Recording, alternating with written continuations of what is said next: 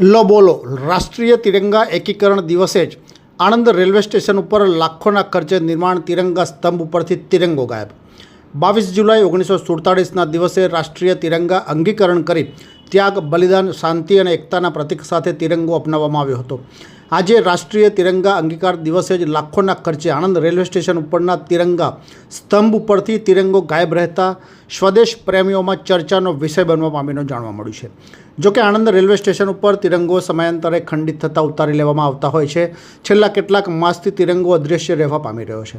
પ્રાપ્ત વિગતો અનુસાર દેશની આઝાદી પૂર્વે 22 જુલાઈ 1947ના દિવસે ત્યાગ, બલિદાન, શાંતિ અને એકતાના પ્રતીક સાથે તિરંગો અંગીકાર કરવામાં આવ્યો હતો, જેના આજે 7 દાયકા બાદ ઉજવણી દરમિયાન આણંદ રેલવે સ્ટેશન ઉપર છેલ્લા કેટલાક માસથી લાખોના ખર્ચે નિર્માણ તિરંગા અદૃશ્ય રહેતા આજે તિરંગા અંગીકાર દિવસે પણ રેલવે સ્ટેશનના તિરંગાને લહેરાવવામાં ન આવતા સ્વદેશ પ્રેમીઓમાં ચર્ચાનો વિષય બનવા પામી રહ્યાનું જાણવા મળ્યું છે।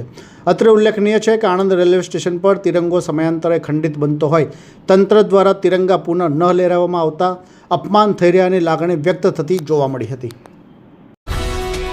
ये है हलचल टीवी नेटवर्क और आप देख रहे हैं हलचल टीवी न्यूज। हर हलचल पर नजर, हर हलचल की खबर।